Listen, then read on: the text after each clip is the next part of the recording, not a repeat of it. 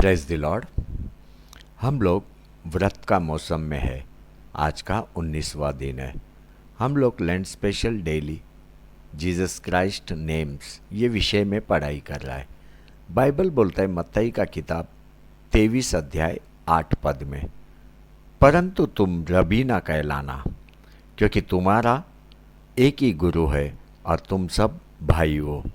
अभी ये वचन में प्रभु यीशु क्रिस्त एक दुख के साथ अपने शिष्यों को बोल रहा है, तुम रबी ना कहलाना, तुम अपने आप को कभी भी रबी ना कहलाना, क्योंकि तुम्हारा एक ही गुरु है, वो है स्वयं प्रभु यीशु क्रिस्त और तुम सब केवल भाई हो।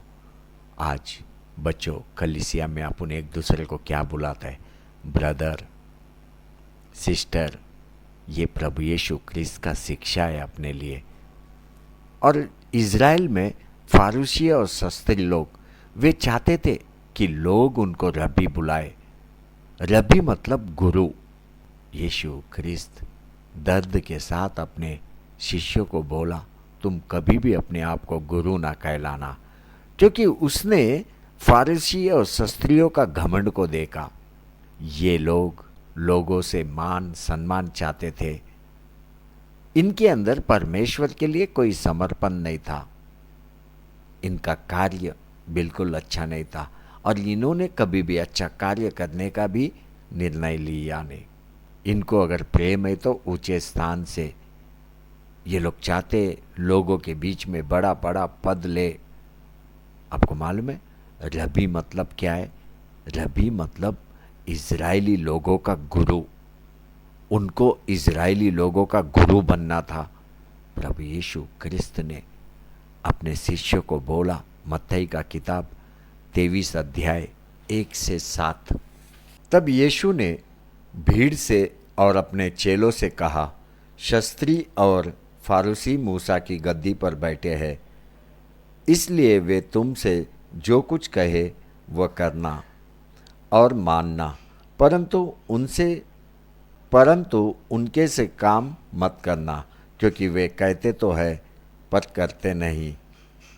वे एक ऐसे भारी बोझ को जिनको उठाना कठिन है बांधकर उन्हें मनुष्य के कंधों पर रखते हैं, परंतु आप उन्हें अपनी उंगली से भी सरकाना नहीं चाहते। वे अपने सब काम लोगों को दिखाने के लिए करते हैं।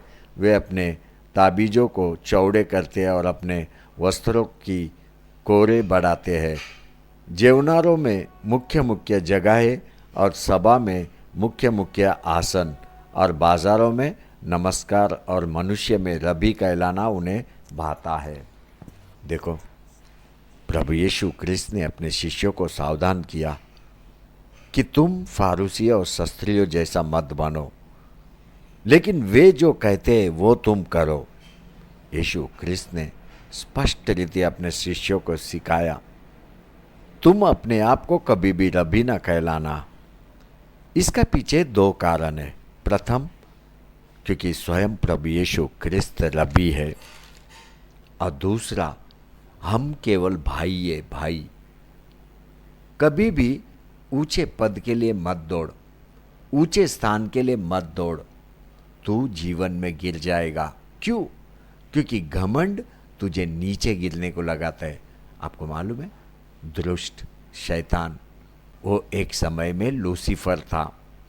अभी परमेश्वर ने लूसीफर को इसलिए बनाया ताकि वो परमेश्वर को स्तुति आराधना करे, और परमेश्वर ने उसी के अंदर वीणा और बांसुरी को बनाया।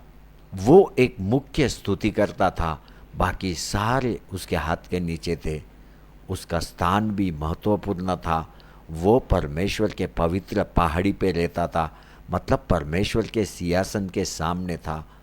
अभी एक अच्छा मुख्य स्तुतिकर्ता उसके मन में आया कि मैं मेरा सिंहासन परमेश्वर के सिंहासन से ऊंचे ही पर बनाऊंगा। मतलब उसको ऊंचा स्थान चाहिए, ऊंचा पद चाहिए। दूसरे शब्दों में परमेश्वर से भी ऊपर जाना है। ये घमंड है, घमंड। ये घमंड ने उसको पृथ्वी पे लेके आया। आपको मालूम है परमेश्वर ने पवित्र पहाड़ी पे से दुष्ट को पृथ्वी पे फेंक दिया, और इतने ऊंचाई से वो मुंह के बल गिरा। जैसा ही मुंह के बल गिरा, क्या हुआ? उसके अंदर अंधकार ने प्रवेश किया। जब भी घमंडी मनुष्य मुंह के बल गिरता है, उसके अंदर अंधकार प्रवेश करता है। यही कारण है प्रभु यीशु क्रिस्त ने अपने शिष्यों को बोला, कभी भी तुम अपने आप को रबी ना कहलाना। प्रभु यीशु क्रिस्त ये भी नहीं चाहता था कि फारिसी और शास्त्री लोगों से अपने आप को रबी बुलवाए, क्योंकि उनके अंदर ये केवल एक घमंड था। घमंड। और गुरु अगर कोई है तो वो है प्रभु यीशु क्रिस्त। दूसरा कोई गुरु पृथ्वी या पृथ्वी के नीचे नहीं है। मेरा यीशु क्रिस्त का शिक्षा बिल्कुल अलग है। मेरा यीशु में कभी भी घमंड आया नहीं और घमंड आएगा भी नहीं। मेरा प्रभु यीशु क्रिस्त के नाम में भरपूर शिक्षा है। सच में प्रभु यीशु क्रिस्त का हर एक नाम का अपन पढ़ाई करना चाहिए, अपना जीवन बनाया जाएगा। इतना ही नहीं, हम लोग एक नम्र व्यक्ति बनने लगेगा। नम्र मतलब एक दीन जीवन अपन जिएगा, हर एक को आदर करने वाला जीवन जिएगा। लेकिन घमंड को देख, नम्रता का बिल्कुल विरोध में है। घमंड हमेशा ऊपर जाना चाहता है। ऊपर जाना मतलब 100% ये गिरेगा।